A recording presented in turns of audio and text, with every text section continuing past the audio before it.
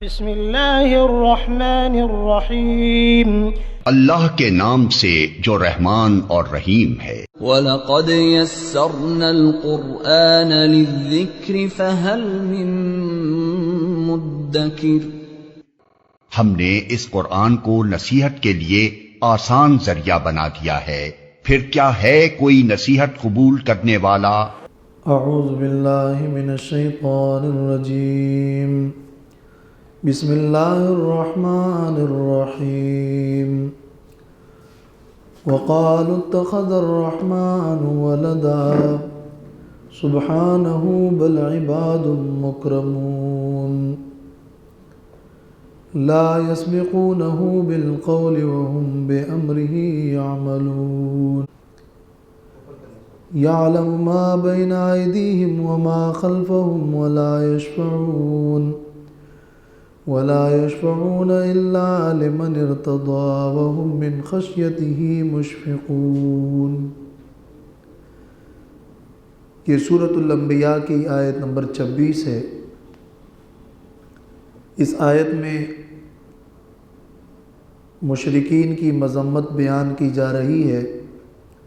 وہ مشرکین جو کہتے تھے کہ جنات سے اللہ نے رشتہ ازدواج قائم کیا ہے اور جس سے بیٹیاں یعنی فرشتے پیدا ہوئی، اور مشرکین کا اعتقاد تھا کہ فرشتے اللہ کی بیٹیاں ہیں۔ اللہ تعالیٰ نے اس شرکی عقیدے کی مذمت بیان کی کہ اللہ تعالیٰ ولد سے اور ہر عیب سے پاک ہے، اور فرشتے اللہ کے معزز بندے ہیں، غلام ہیں۔ وہ تو اللہ تعالیٰ کا ہر حکم بجا لاتے ہیں اور اس کی تعمیل کرتے ہیں، بغیر اللہ کی اجازت کے شفاعت نہیں کر سکتے اور رب تعالیٰ سے ڈرتے ہیں۔ اس سے پہلے فرمایا کہ تمام رسولوں کو اللہ نے اس بات کی وحی کی تھی کہ لا الہ الا انا فاعبدون،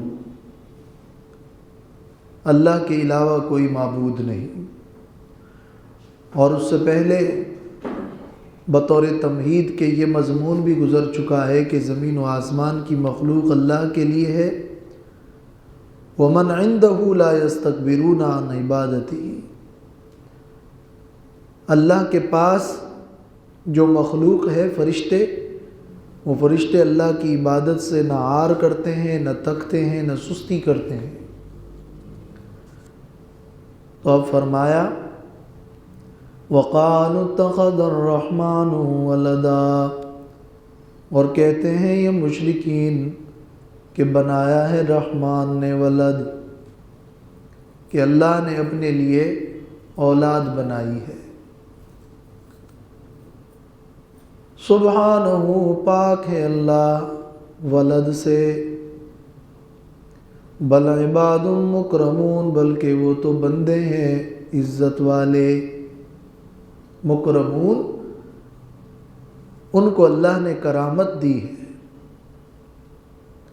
تمہیں اشتباہ اس لیے لاحق ہوا ہے کہ تم سمجھتے ہو کہ اللہ نے انہیں عزت دی ہے، تو عزت تو دی ہے، کرامت تو انہیں ملی ہے، لیکن یہ اس بات کی دلیل نہیں ہے کہ وہ اللہ کے ساتھ شریک ہے یا اللہ کا ولد اور اللہ کی بیٹیاں ہیں۔ تو سبحانہ میں اللہ تعالیٰ کی پاکی بیان کر دی۔ اللہ تو قدیم ہے اور کسی کا محتاج نہیں، اور اولاد تو اس کے لیے ہو کہ جو محتاج ہو، اسے کسی کی ضرورت ہو۔ یہ فرشتوں والا شرک دنیا میں بہت پھیلا رہا ہے، اس لیے اس کی تردید قرآن مجید مفصل طور پر بار بار کرتا ہے۔ ہندوستان میں دیوتا پرستی کے نام سے جو شرک چلا ہوا ہے، وہ بھی حقیقتاً یہی ملائکہ پرستی ہے، جیسے کہ تفسیر ماجدی نے لکھا ہے۔ اور مکرمون کہا عباد، یہ دوسری بات ہے، یعنی یہاں ان کے اس قول باطل کی تردید کے لیے 10 قسم کی باتیں کی جا رہی ہے۔ پہلی بات یہ کہ سبحانہ اللہ ولد سے پاک ہے۔ دوسری بات یہ کہ عباد، فرشتے تو عباد ہیں، بندے ہیں، محتاج ہیں، اللہ کے حکم کے تابع ہیں۔ تیسری بات یہ ہے کہ مکرمون، انہیں عزت ملی ہے، وہ اللہ نے عطا کی ہے۔ لا يسبقونہ بالقول وهم بامرہ یعملون، یہ چوتھی اور پانچویں وجہ ہے کہ فرشتے اللہ کے ساتھ شریک نہیں ہیں۔ لا يسبقونہ بالقول، وہ آگے نہیں بڑھ سکتے بات میں، سبقت نہیں کر سکتے فرشتے کسی قول میں، بلکہ وہ تو خود اللہ تعالیٰ کے ایسے مطیع اور فرمانبردار ہیں کہ اللہ تعالیٰ کے حکم اور اجازت کے بغیر بولتے نہیں، قول میں سبقت نہیں کرتے۔ اور عمل ان کا کیا ہے؟ وَهُمْ بِأَمْرِهِ يَعْمَلُونَ، اور وہ اللہ کے حکم پر عمل کرتے ہیں۔ نہ تو قولی مخالفت ہے اور نہ فعلی مخالفت ہے، قول میں بھی سبقت نہیں کرتے اور عملاً فعل میں بھی مخالفت نہیں کرتے۔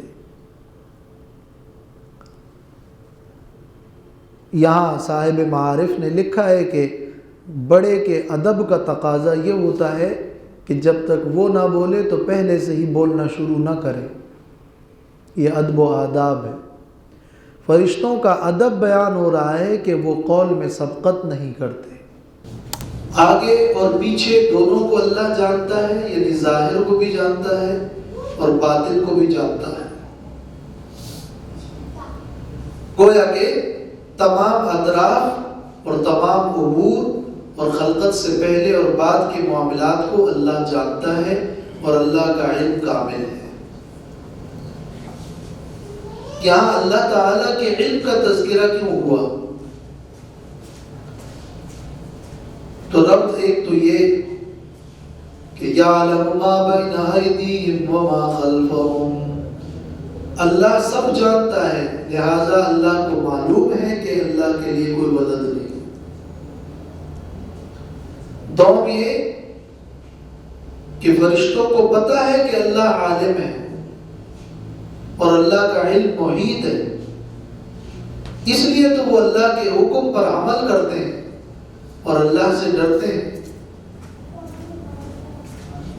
اور شفاعت کے ساتھ علم الہی کا ذکر بطور خاص اس لیے ہوتا ہے کہ شفاعت کی غیر مشروط اجازت وہ تو علم کلی کی بنیاد پر ہوتی ہے، اور علم کلی سوائے اللہ کے کسی کو حاصل ہے۔ اس لیے جہاں اللہ نے شفاعت کا ذکر کیا ہے، انبیاء علیہ السلام یا فرشتوں کی شفاعت کا، تو ساتھ میں اللہ کے علم کلی کا بیان ملتا ہے۔ یہ اس لیے کہ شفاعت کرنے کا حقدار کون ہے اور کس کے لیے شفاعت کی جائے، اس کا کلی اور محیط علم اللہ کو حاصل ہے۔ چنانچہ یہ تفصیل بحر المحیط نے سورۃ یونس کی آیت نمبر 3 میں اس انداز میں کی ہے کہ کوئی شخص بھی اللہ کی اجازت کے بغیر شفاعت پر جرأت نہیں کر سکتا۔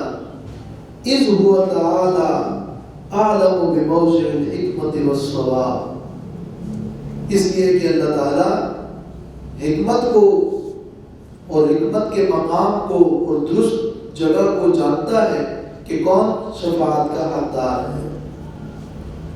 تو آگے ولا یشفعون کے لیے یہ ایک تمہید ہے۔ علامہ بیضاوی نے یعلم ما بین ایدیہم کی تفسیر میں لکھا ہے کہ یہ جملہ ما قبل کے لیے علت ہے اور ما بعد کے لیے تمہید ہے۔ یہ فرشتے اللہ کے حکم کو اس لیے مانتے ہیں کہ اللہ علیم بکل شیء ہے، اور شفاعت کی اجازت اللہ کی طرف سے بطور خاص اس لیے مشروط ہے کہ وہ اللہ ہی علیم بکل شیء ہے۔ تو ما قبل اور ما بعد سے ہی مربوط جملہ ہے۔ وَلَا يَشْفَعُونَ إِلَّا لِمَنِ ارْتَضَىٰ، اور وہ فرشتے شفاعت نہیں کرتے مگر اس کے لیے جس کو اللہ پسند کرے، اور جس پر اللہ راضی ہو، جو اللہ کو پسند ہو، جو اللہ کو پسند ہو بس فرشتے ان کے لیے شفاعت کرتے ہیں۔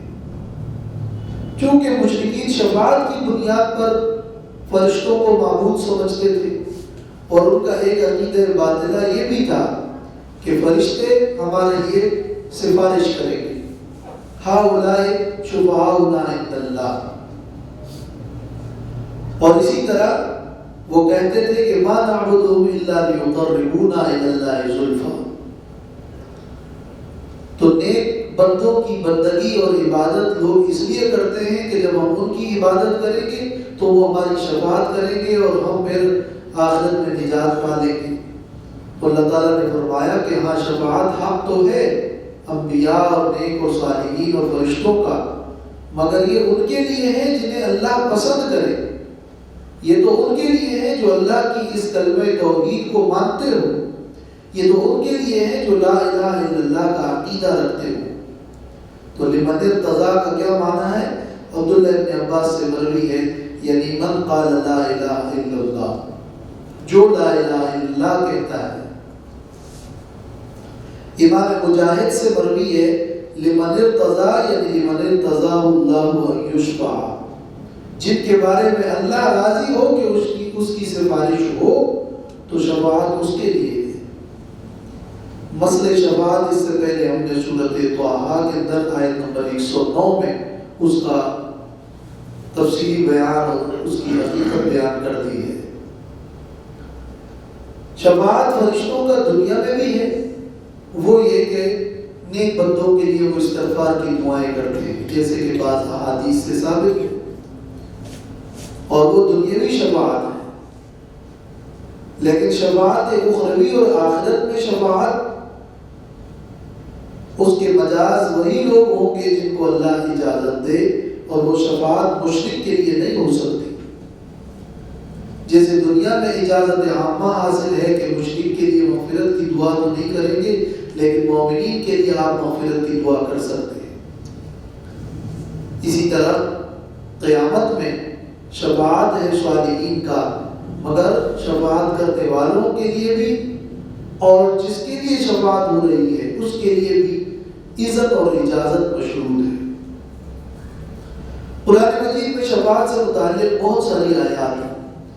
بعض آیات تو قرآن کی وہ ہے، تقریباً 15 جگہ ایسی آیات ہیں جہاں شفاعت کی بالکل نفی کی گئی ہے، ولا کوئی شفاعت نہیں۔ لیکن 7-8 مقامات ایسے ہیں جہاں پھر ساتھ میں استثناء بھی موجود ہے۔ استثناء کے الفاظ جیسے یہاں میں ہے وَلَا يَشْفَعُونَ، وہ شفاعت نہیں کریں گے إِلَّا لِمَنِ ارْتَضَىٰ، مگر اس کے لیے جس پہ اللہ راضی ہو، جس کے لیے اللہ راضی ہو، إِلَّا لِمَنِ ارْتَضَىٰ، اور جو اللہ کو پسند ہو، جس پر اللہ راضی ہو یعنی جو اللہ کو پسند ہو، اور جس سے اللہ راضی ہو، جیسے امام مجاہد کا معنی ہے۔ اسی طرح سورۃ یونس کی آیت نمبر 3 میں الا من بعد اذنہ کے الفاظ ہیں، اور سورۃ البقرہ یعنی آیت الکرسی میں الا باذنہ کے الفاظ ہیں، من ذا الذی یشفع عنده الا باذنہ، اور سورۃ طٰہٰ کی آیت 109 جو گزری ہے اس میں الا من اذن له الرحمن ورضی له قولا، وہاں 2 توجیہات ہم نے بیان کر دی ہے۔ سورۃ سبا میں الا لمن اذن له آیت نمبر 22، سورۃ نجم کی آیت نمبر 26 میں الا من بعد ان یأذن اللہ لمن یشاء ویرضی، اور سورۃ زخرف میں الا من شہد بالحق، یہ استثناء موجود ہے۔ اس لیے شفاعت کافر کے لیے تو نہیں ہے، بلا اذن تو نہیں ہے، لیکن اجازت کے ساتھ اللہ کے نیک بندے ان کے لیے شفاعت کریں گے جو کہ موحد ہو اور مومن ہو۔ اور جن کے لیے شفاعت پر اللہ راضی ہو۔ وَهُم مِّن خَشْيَتِهِ مُشْفِقُونَ، اور وہ فرشتے اللہ کے خوف سے ڈرتے ہیں۔ خشیت ایسے خوف کو کہتے ہیں جو تعظیم کی وجہ سے ہو، کسی کی عظمت کی وجہ سے اس سے ڈرنا، اس کو کہتے ہیں خشیت۔ اور مشفقون اشفاق سے، جب اس خوف کے اثرات جسم پہ ظاہر ہو جائے تو اس کو کہتے ہیں اشفاق، خوف کے اثرات کا جسم پہ ظاہر ہوگا۔ تو وہ من خشیتی، وہ اس اللہ کے خوف سے مشفقون ڈرتے ہیں، یعنی وہ اللہ تعالیٰ کی ہیبت کی وجہ سے، جو عظمت سے اوپر ہیبت طاری ہو گئی ہے، اس ہیبت کی وجہ سے مشفقون لرزہ بردام ہے، وہ اللہ کی ہیبت کی وجہ سے لرزہ بردام ہے۔ اس لیے حسن بصری سے مشفقون کا معنی مروی ہے یرتعدون، لرزتے۔ اور یہ خشیت ہی اضافت الی المفعول ہے، اللہ کے خوف سے، اللہ کے ڈر سے، اور یا بسبب خوف عذابی، اللہ کے عذاب کے خوف سے، یہ بھی ایک توجیہ ہوئی ہے۔ مشفقون ڈرتے ہیں کہ اس کے اثرات ان کے جسم پہ ظاہر ہوتے ہیں۔ اشفاق کا ایک معنی یہ بھی ہوا ہے کہ وہ اپنے نفس پر شفقت کرتے ہیں اور محبت کرتے ہیں، شفقت اور محبت سے بھی ہے یہ لفظ۔ تو اللہ کے خوف کی وجہ سے وہ محبت کرتے ہیں، اور اللہ کی ہیبت کی وجہ سے وہ لرزہ بردام ہے۔ یہ 9 باتیں ہوئی یہاں تک۔ اس قول کی تردید ہو گئی کہ وَقَالُوا اتَّخَذَ الرَّحْمَنُ وَلَدًا، کہ لوگ کہتے ہیں کہ رحمان نے اپنے لیے ولد بنایا ہے۔ نہیں، سبحانہ، نمبر 1 اللہ تو پاک ہے، نمبر 2 یہ فرشتے تو عباد ہیں، نمبر 3 یہ کہ وہ تو مکرمون اور باعزت ہے، نمبر 4 یہ کہ وہ قول میں سبقت نہیں کرتے، نمبر 5 یہ کہ وہ اللہ کے ہر حکم پہ عمل کرتے ہیں، نمبر 6 یہ کہ اللہ تو علیم بکل شیء ہے، نمبر 7 یہ کہ وہ بغیر اجازت کے شفاعت نہیں کر سکتے، نمبر 8 یہ کہ وہ اللہ سے ڈرتے ہیں اور اوپر ہیبت ہے، نمبر 9 یہ کہ مشفقون، وہ لرزتے ہیں۔ اور 10ویں بات یہ کی جا رہی ہے وَمَن يَقُلْ مِنْهُمْ إِنِّي إِلَٰهٌ مِّن دُونِهِ فَذَلِكَ نَجْزِيهِ جَهَنَّمَ، اور جو کوئی کہے گا بالفرض ان فرشتوں میں سے إِنِّي إِلَٰهٌ مِّن دُونِهِ، کہ میں الہ ہوں اللہ کے علاوہ، فَذَلِكَ نَجْزِيهِ جَهَنَّمَ، تو یہ ہم بدلہ دیں گے اس کو جہنم۔ جس نے بھی یہ دعویٰ کیا بالفرض منہو، ان فرشتوں میں سے کسی نے اور دوسری مخلوقات میں سے بھی کسی نے اگر یہ کہا کہ میں الہ ہوں اور خدائی صفات کا مالک ہوں اور میری عبادت کرو، میں تمہارا معبود اور کارساز ہوں، تو ہم اس کو بھی جہنم کی سزا دیں گے۔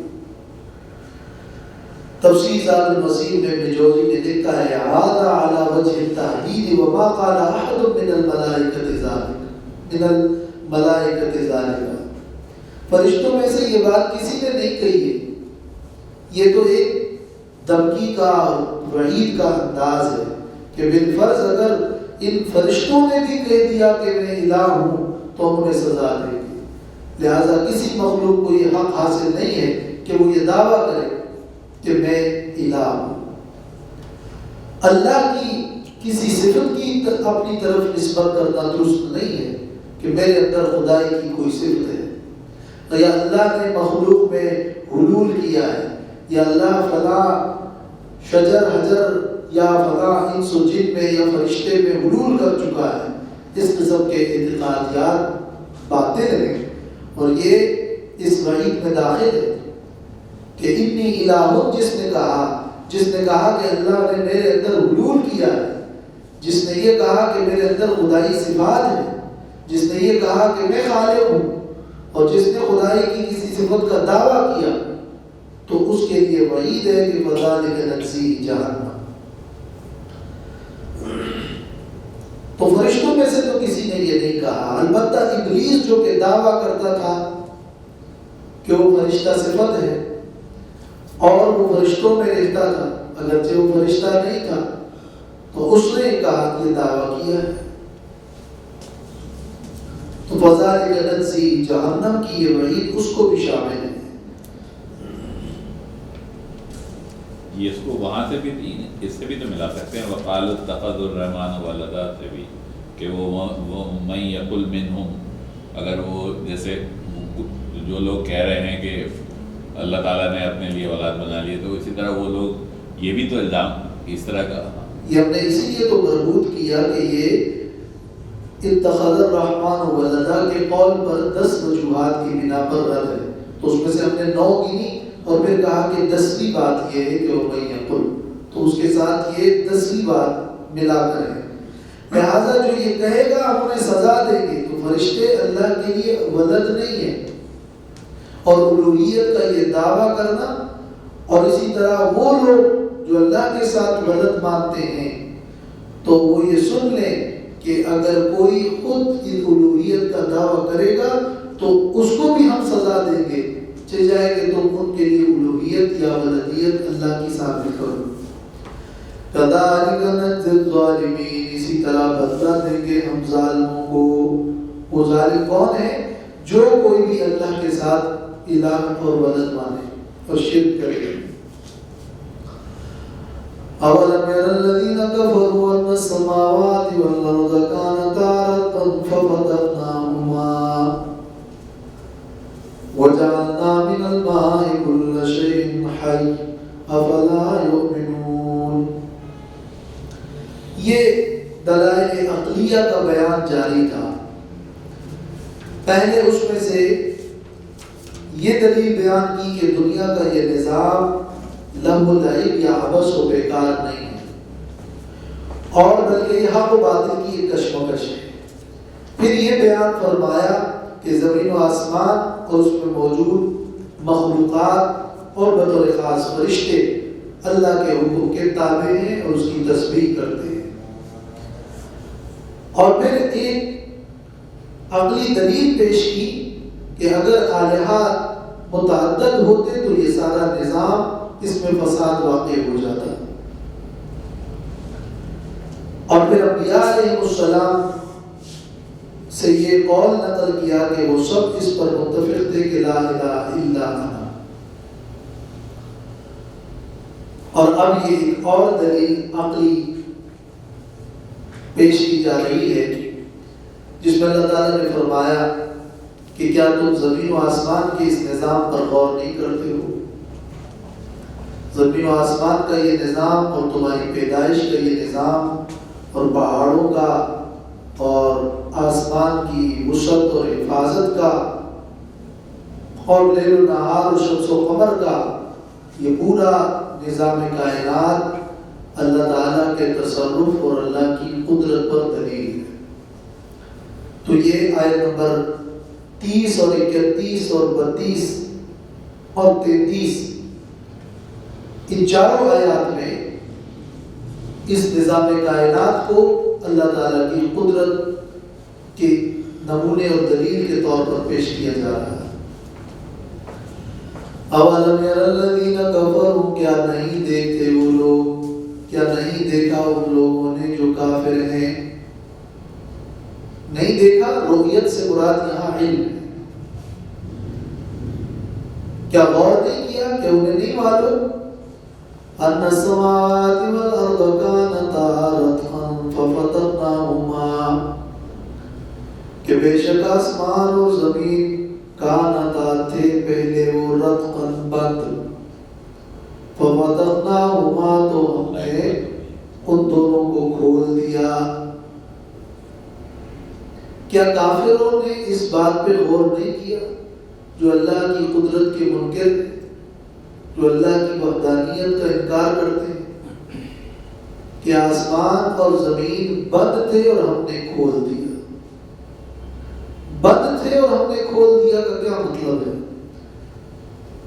الرتق کا مطلب ہوتا ہے عزم، ملنا اور بند، اور فتح کا معنی ہوتا ہے الفصل، کھلنا، کھولنا اور الگ الگ کرنا، جدا جدا کرنا۔ اس کا ایک معنی تو یہ ہے کہ زمین اور آسمان آپس میں ملے ہوئے تھے اور یہ سب ایک متصل مخلوق تھی، پھر اللہ نے محض اپنی قدرت سے ان کو الگ الگ کر دیا اور یہ پورا نظام کائنات وجود میں آیا، جو ایک بڑے دھماکے کی صورت میں، جیسے سائنس والے کہتے ہیں کہ کائنات وجود میں آئی، گویا کہ ہر جز الگ ہو گیا۔ بگ بینگ تھیوری جو ہے اس کے مطابق یہ نظام کائنات وجود میں آیا۔ تو ایک معنی یہ کہ کانتا رتقا، زمین، آسمان، دوسرے سیارے، کائنات یہ آپس میں ملی ہوئی تھی، اور پھر اللہ نے محض اپنی قدرت سے اس کو الگ کر کے جدا جدا کر دیا اور یہ نظام وجود میں لایا۔ یہ محض اللہ کی قدرت سے ممکن ہوا۔ تو کانتا یہ پہلے تھے رتقاً بند اور ملے ہوئے، ففتقناہما تو ہم نے ان کو الگ الگ کر دیا اور جدا کر دیا اور یہ نظام کائنات بنایا اور وجود میں لایا۔ روح المعانی میں علامہ آلوسی کہتے ہیں الم یعلموا ان السماوات والارض کانتا معدومتین فاوجدناہما، یعنی آسمان اور زمین یہ سب معدوم تھا، ملے ہوئے سے بھی پہلے معدوم تھا، ہم اس کو وجود میں لائے، ہم نے اسے وجود بخشا۔ ایک معنی یہ